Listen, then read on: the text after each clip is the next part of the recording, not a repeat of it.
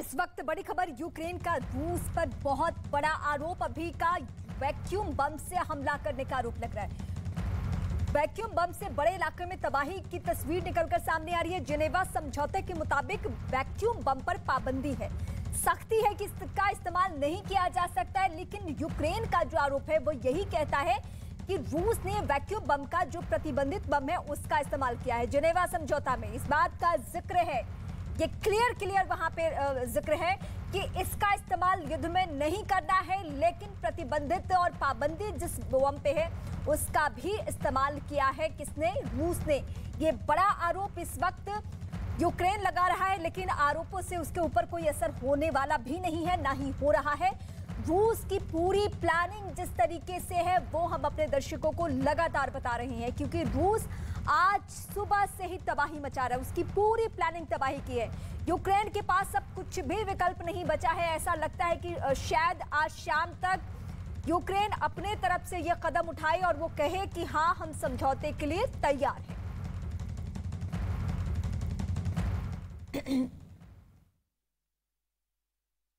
तो यूक्रेन ने दावा किया है कि रूस ने वैक्यूम बम का इस्तेमाल किया है। वैक्यूम बम को फादर ऑफ ऑल बॉम्ब्स भी कहते हैं। इसकी भीषणता का अंदाजा इस बात से आप लगा सकते हैं कि इसके विस्फोट से 300 मीटर के दायरे में किसी का बचना मुश्किल है। इस परमाणु बम के बराबर का दमखम वाला बम भी आप कह सकते हैं, और इस बम में बारूद का इस्तेमाल नहीं होता है।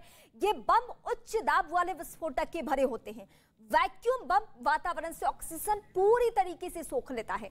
इसमें से अल्ट्रासोनिक शॉक वेव निकलती है। इस बम से 300 मीटर के दायरे में भयानक नुकसान पहुंचता है।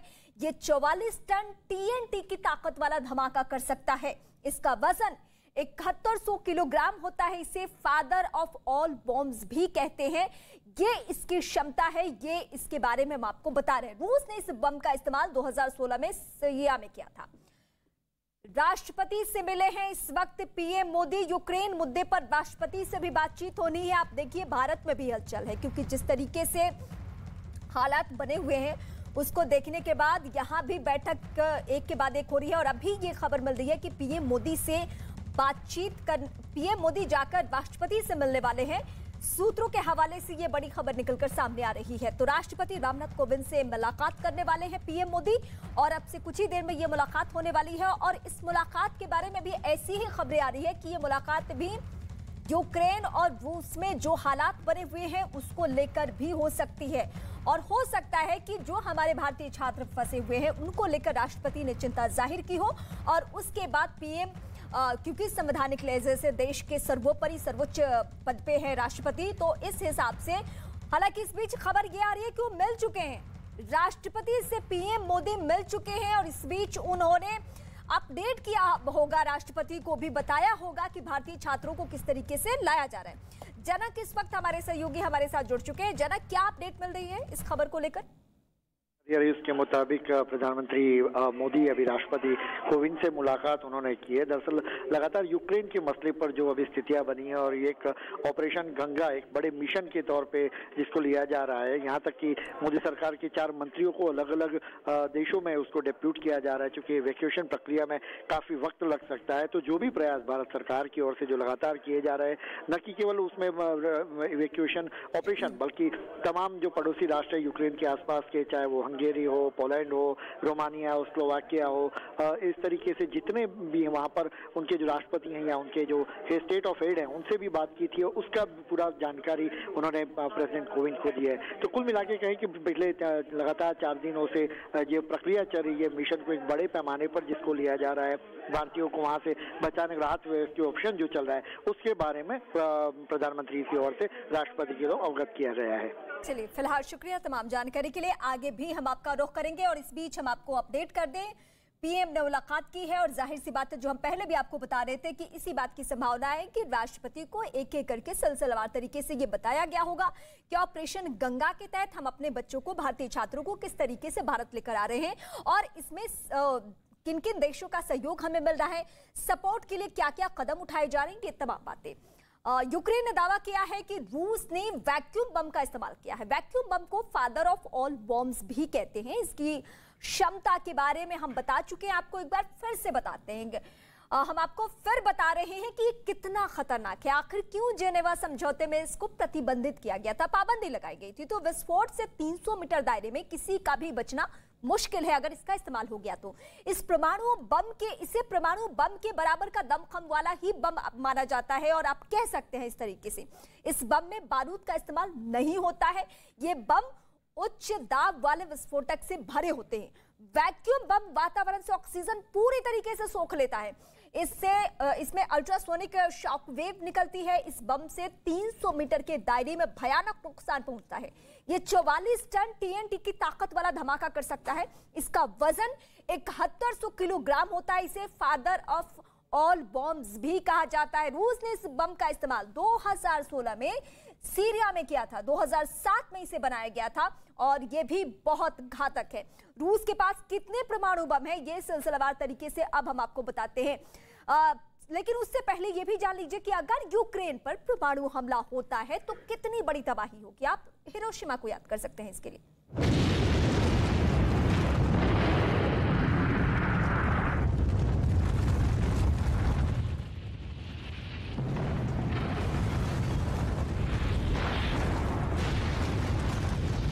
रूस के परमाणु जखीरे में इतने ताकतवर बम मौजूद हैं जो यूक्रेन पूरे यूरोप को अपनी जद में ले सकते हैं।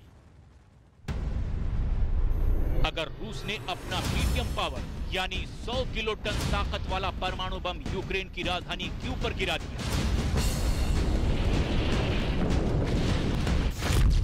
तो आग के चलते तकरीबन 0.79 किलोमीटर तक सब कुछ जलकर खाक हो जाएगा। एयर ब्लास्ट एक के बाद 3.21 किलोमीटर तक इसके झटके महसूस होंगे। तकरीबन 10.5 किलोमीटर तक रेडिएशन फैल जाएगा जो न सिर्फ जानलेवा होगा बल्कि पीढ़ियों को बीमार भी करता रहेगा। 5 लाख से ज्यादा लोग मारे जाएंगे। एयर ब्लास्ट 2 में 14.2 किलोमीटर तक इमारतें ध्वस्त हो जाएंगी। 47.9 किलोमीटर तक थर्मल रेडिएशन का असर होगा। 15 से 27 लाख इस रेडिएशन की चपेट में आएंगे। एयर ब्लास्ट 3 के बाद 93.7 किलोमीटर तक खिड़कियों के शीशे टूट सकते हैं। परमाणु बम की तबाही तो निश्चित ही बहुत बुरी होती है। देखिए 15 किलो टन का परमाणु बम हिरोशिमा के ऊपर गिराया गया था और उस बम के चलते कई किलोमीटर दूर तक आबादी वहां की समाप्त हो गई थी और साथ साथ वहां के जो पेड़ पौधे भी थे, इन्वायरमेंट भी थे, सारे चीजों का डिस्ट्रक्शन हुआ था।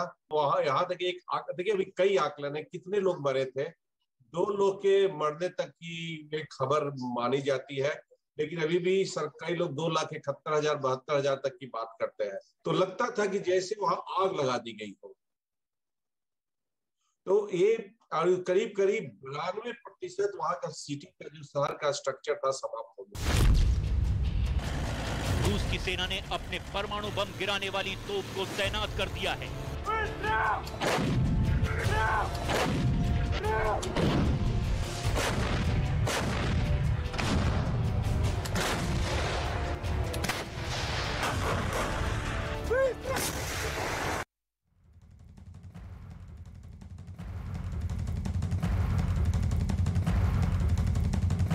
और सीधे इस वक्त वॉर रूम से मैं ब्रेकिंग न्यूज आपके सामने लेकर आ रही हूँ। फादर ऑफ ऑल बॉम्ब्स जिसे वैक्यूम बम भी कहते हैं, इसका युद्ध में इस्तेमाल पहले भी हो चुका है। रूस ने इसे सीरिया में इस्तेमाल किया था तो अमेरिका अफगानिस्तान में इस्तेमाल कर चुका है। दोनों ही देशों के पास ये घातक बम है।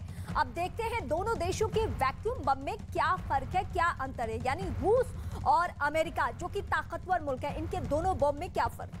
रूस में जो बना है उसका वजन 71 और जो वजन है अमेरिका के बम का उसका है 9,800 किलोग्राम। यानी इससे ज्यादा मारक, इससे ज्यादा क्षमता वाला। धमाके की क्षमता 44 टन ये किसकी है, रूस की। और धमाके की क्षमता 11 टन TNT ये किसकी है, अमेरिका की। 2 ताकतवर मुल्क और इनके बम की क्षमता क्या है वैक्यूम बम की, ये हम आपको बता रहे हैं। तबाही का क्षेत्र 300 मीटर दायरा है। तबाही का क्षेत्र 150 से 300 मीटर इसका भी दायरा है, यानी अमेरिका में जो है। 2007 में पहला टेस्ट हुआ था, यानी अमेरिका इससे पहले 2003 में यह टेस्ट कर चुका है। सबसे पहले अमेरिका के पास ये वैक्यूम बम और उसके बाद किसके पास? रूस के पास। लेकिन मैं फिर अपने दर्शकों को याद दिला दूं, इसके इस्तेमाल पर पाबंदी है, लेकिन इसके बावजूद इन दोनों ने, रूस ने सीरिया में और अमेरिका ने अफगानिस्तान में इसका इस्तेमाल कर लिया है। और अब यूक्रेन का मौजूदा वक्त में ये आरोप लग रहा है कि यूक्रेन में भी वैक्यूम बम का इस्तेमाल किया गया है। ये इस वक्त की बड़ी खबर, सीधे वॉर रूम से बता रहे हैं आपको।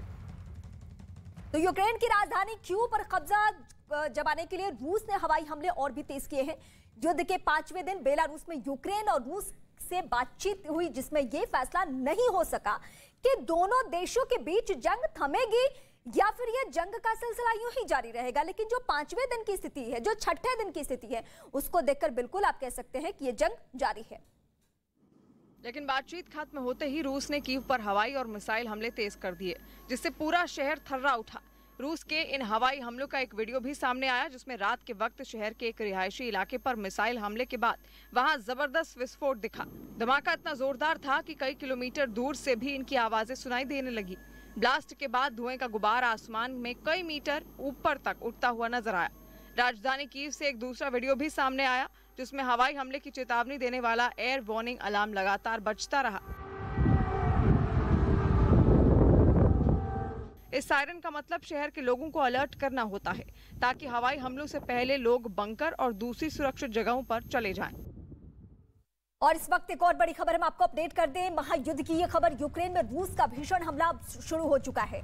यूक्रेन के ओख्तरका में रूसी हमला हुआ है। ये तस्वीरें आपके टीवी स्क्रीन पर। यूक्रेन में रूस का एक के बाद एक भीषण हमला शुरू हो चुका है। यूक्रेन के ओख्तरका में आज 6ठे दिन और भी ज्यादा तबाही। यूक्रेन के 70 सैनिक मारे गए हैं, क्योंकि सैन्य ठिकाने पर ही रूसी सैनिकों ने हमला बोला। और आज सुबह से घेरेबंदी हो चुकी है कई शहरों को लेकर। तकरीबन 9 ऐसे शहर हैं जिनको लेकर अलर्ट जारी किया गया है। तो हमले में यूक्रेन के कितने सैनिक अभी तक मारे गए हैं? आज सिर्फ मैं बात करूं तो 70 सैनिक अभी तक मारे जा चुके हैं, क्योंकि आज जो हमला किया गया टारगेट करके सीधे सैन्य ठिकाने पर ही। यूक्रेन के ओख्तरका में रूसी हमला हुआ और इसमें एक सैन्य ठिकाना था जहां सैनिक अपनी स्ट्रैटेजी तैयार कर रहे थे। यूक्रेनी सेना वो मूवमेंट का रूट तय कर रही थी कि कैसे उन्हें आगे बढ़ना है, कैसे जवाब देना है। लेकिन जवाबी कार्रवाई से पहले ही रूस ने इन्हें मार गिराया। 1-2 नहीं बल्कि 70 सैनिक मारे जा चुके हैं।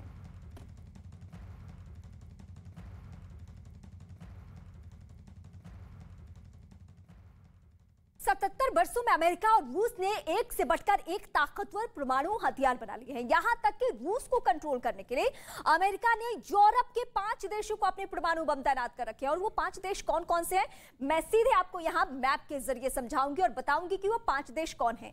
तो जो यूरोपियन कंट्री को दिया गया है अमेरिका की तरफ से, उनमें कौन कौन से देश आते हैं? बेल्जियम, यूक्रेन, इन्हें परमाणु बम किए गए हैं। जर्मनी। कुल जो दुनिया में संख्या है परमाणु बम की जिन देशों में है वो 9 है। लेकिन ये हम आपको बता रहे हैं मैप के जरिए, नीदरलैंड्स बीच में है, जिसको अमेरिका सीधे यूरोपियन कंट्री को प्रोवाइड करा रहा है। और उसने किन किन देशों को टारगेट पर रखा है ये हम आपको दिखा रहे हैं कि देखिए इन देशों को उसने परमाणु बम मुहैया कराया। लेकिन इस बीच एक और बड़ी खबर, खार्किव में हमले से तबाही ही तबाही है। वहां रिहायशी इलाके में बमबारी की गई है, एक के बाद एक बमबारी।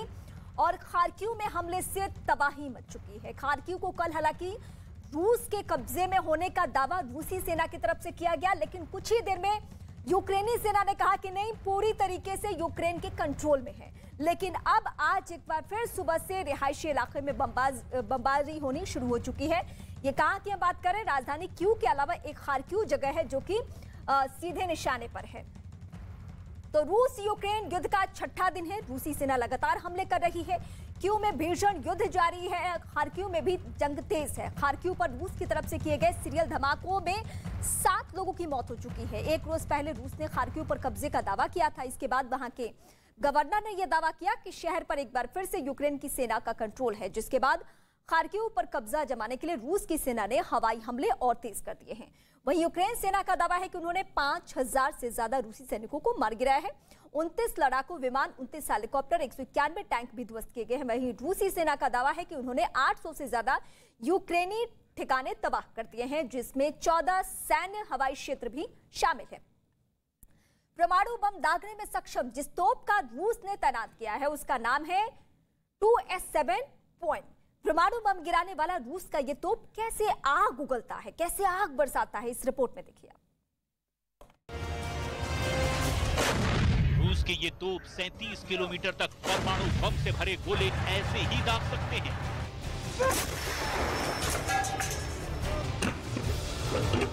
जहां दाखिल होकर रूस की सेना ने भारी तबाही मचाई, लेकिन सीमा पर तैनात ये तोप अगर ऐसे ही गोले बरसाते रहे तो खार्किव शहर पूरी तरह से खाक में तब्दील हो जाएगा। इससे आप कल्पना कर सकते हैं कि अगर पुतिन परमाणु युद्ध का आदेश देते हैं तो रूस की सेना कैसे जमीन से यूक्रेन में भारी तबाही मचा सकती है।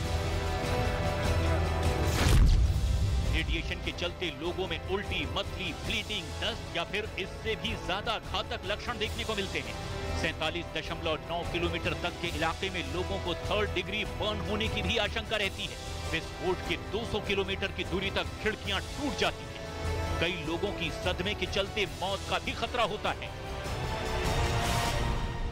एक तो तुरंत जो वेव, तुरंत आपका इम्पैक्ट जो होता है जिससे हानि होती है, उसके बाद लोग ब्लास्ट जिसे कहते हैं, तो उस ब्लास्ट से काफी लोग उनका देहांत हो जाता है। उस ब्लास्ट इफेक्ट्स के बाद भी जो कई थर्मल इफेक्ट से आग सी लग जाती है, उससे भी नुकसान होता है। जो रेडिएशन होता है वह बाद के फेज का है, वो 5th स्टेज माना जाता है।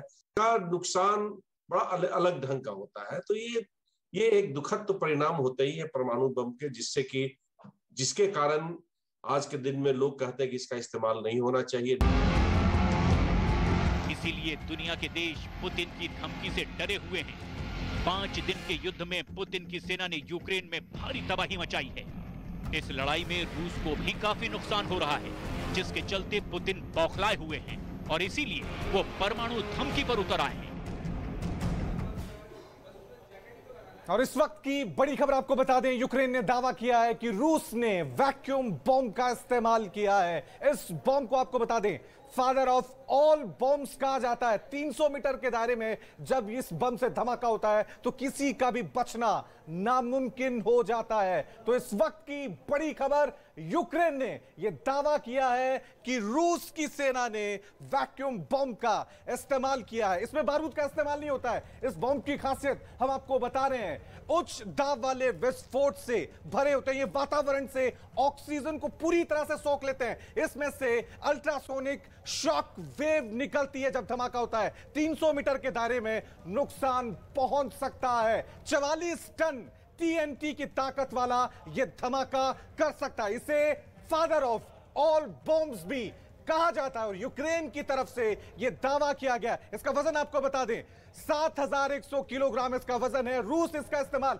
2016 में सीरिया में कर चुका है और 2007 में इसे बनाया गया था और अब यूक्रेन की इस जंग में रूस ने इसका इस्तेमाल किया है। यह दावा यूक्रेन ने किया है। तो ये हम वैक्यूम बम के बारे में बता रहे थे, लेकिन यूक्रेन के खार्किव में हवाई हमला, रिहायशी इलाके में गोलीबारी होनी शुरू हो चुकी है। खार्किव में भारी गोलीबारी की जा रही है। ये हमले की तस्वीरें इस वक्त आपके टीवी स्क्रीन पे। खार्किव जिसको कल ही कंट्रोल में करने का दावा रूस ने किया था, जब फिर से यूक्रेन के कंट्रोल में चला गया तो अब एक बार फिर आज सुबह से ही वो युद्ध के 6ठे दिन ताबड़तोड़ हवाई हमले कर रहा है और वहां से भी लोगों को कह दिया गया है कि प्लीज आप वहां से मूव कर जाइए, सुरक्षित जगहों पे निकल जाइए। तो यूक्रेन के खार्किव में एक कपड़ा फैक्ट्री में आग लग गई। रूस की तरफ से भारी गोलीबारी की गई। इस हमले में कपड़े की फैक्ट्री में आग लगी है। ये तस्वीरें भी इस वक्त हम आपको दिखाएंगे और कैसे वहां पे धू-धू कर ये फैक्ट्री जल रही है। इसकी तस्वीरें, कपड़े की कारखाने में हमला हुआ। हवाई हमले में सबसे ज्यादा नुकसान अब पहुंचा है यहां पे। रूसी काफिले की 2 गाड़ियां तबाह हो चुकी है। यूक्रेन की सेना ने ड्रोन से हमला बोला। ये देखिए, ये तस्वीरें हम आपको दिखा रहे हैं। ड्रोन से वार किया गया है और ड्रोन से वार करने में यूक्रेन की सेना का दावा है कि रूसी काफिले पर हमने हमला बोला है। और इस बीच एक और बड़ी खबर मैं अपने दर्शकों को अपडेट कर दें। रूस अपने मिसाइल बेस से यूक्रेन, अमेरिका तक को निशाना बना सकता है। इसके लिए रूस ने कई खास ये जो हम तस्वीरें आपको दिखा रही हैं, दरअसल वो तो खार्किव की है, लेकिन महाद्वीप में हमला कैसे कर सकता है, वो भी परमाणु हमला कैसे करेगा, ये हम आपको बता रहे हैं। दुनिया में सबसे ज्यादा परमाणु बम रूस के ही पास है। FAS यानी फेडरेशन ऑफ अमेरिकन साइंटिस्ट के मुताबिक रूस के पास 4,497 परमाणु बम हैं, जो कि दुनिया में मौजूद कुल परमाणु बमों के 47.7% है, जिनमें से 1,458 परमाणु हथियारों की तो सैन्य तैनाती कर रखी है। इन सभी परमाणु हथियारों को रूस ने अपने 527 इंटरनेशनल बैलिस्टिक मिसाइल, परमाणु पनडुब्बी, युद्धपोत और लड़ाकू विमानों पर लगा रखा है, जबकि 2,745 हथियारों को रिजर्व रखा है। बाकी परमाणु हथियारों को डिसमेंटल किया जाना है। उनकी जो अपनी परमाणु नीति है और परमाणु उनका डॉक्ट्रिन है, वो ध्वंस के लिए ही है। उनका 1/3 जो न्यूक्लियर बम है वो हमेशा अलर्ट के स्टेज में रहता है। फेडरेशन ऑफ अमेरिकन साइंटिस्ट की रिपोर्ट के मुताबिक रूस ने अपने न्यूक्लियर वॉरहेड का सबसे बड़ा हिस्सा अपने पश्चिमी हिस्से में रखा है। इसमें से सबसे सामरिक लिहाज से रूस का सबसे अहम अंतर महाद्वीपीय मिसाइल बेस डंबरोक्सी है, जहां से रूस परमाणु मिसाइल से लैस अपनी ताकत अंतर महाद्वीपीय मिसाइल से यूरोप पर निशाना साध सकता है। रूस का डंबरोक्सी मिसाइल बेस याबस्टिनियार में है, जो यूक्रेन के सबसे नजदीक मिसाइल बेस में से एक है।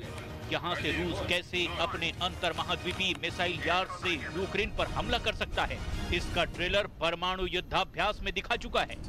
पुतिन के इस ब्रह्मास्त्र का तोड़ दुनिया में किसी भी देश के पास नहीं है। ये रूस का अंतर महाद्वीपीय मिसाइल यार्ड है। इस मिसाइल के जरिए रूस दुनिया के किसी भी महाद्वीप में हमला कर सकता है, वो भी परमाणु हमला। रूस के इस यार्ड मिसाइल की रेंज 11,000 किलोमीटर है। वहीं ये मिसाइल 24,500 किलोमीटर प्रति घंटे की रफ्तार से किसी भी टारगेट को मिनटों में खाक कर सकता है। पुतिन ने अपने देश में 15 मिसाइल बेस तैयार कर रखे हैं। हर बेस पर परमाणु हथियारों से लैस मिसाइलें तैनात है।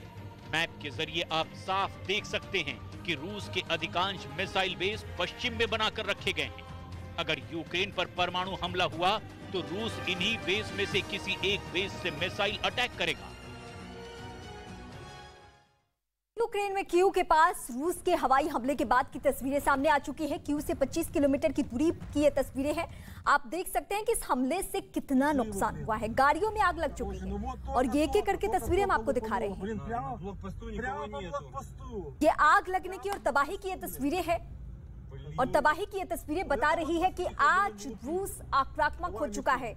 उसके तेवर में पहले 5 दिनों की तुलना में ज्यादा तलखियां देखने को मिल रही है और ये तलखियां कैसे कहर बनकर टूट रही है। पूरे यूक्रेन के अलग अलग हिस्सों पे ये इसकी बानगी भर है।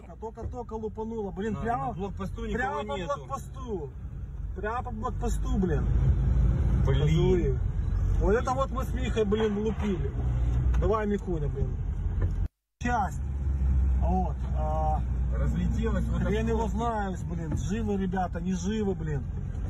Короче, ну вот только лупануло, блин, прямо по блокпосту. Прямо по блокпосту, блин. Блин. यूक्रेन में कीव के पास की एक सैटेलाइट तस्वीर सामने है। ये तस्वीर में रूसी सेना का काफिला तेजी से कीव की तरफ बढ़ रहा है। रूस अब तक कीव पर कब्जा नहीं कर पाया है। यही वजह है कि रूस ने यूक्रेन पर हमले तेज कर दिए हैं और ये तस्वीरें हम आपको दिखा रहे हैं। कीव में घेराबंदी और जरा ये देखिए सैटेलाइट तस्वीर है। ये काफिला जहां यहां से लेकर और वहां तक, यानी ये पूरा काफिला जो है ये रूसी सेना का है। इसी को देखने के बाद हम लगातार आपको कह रहे हैं कि ये जो सेना की टुकड़ियां इतनी जो मूव कर रही है वो सीधे राजधानी और किसको, खार्किव को, इन तमाम इलाकों को घेराबंदी करने की ये तैयारी है। और ये कीव में ये पूरी सेना पहुंच चुकी है और कीव से ये ट्रुप्स मूव भी करेंगे। ये उन 9 शहरों पहुंचेंगे जहां पे यूक्रेन ने पहले से ही हाई अलर्ट जारी कर दिया है। नागरिकों को कह दिया कि प्लीज आप जहां भी सुरक्षित जगह है वहां चले जाइए।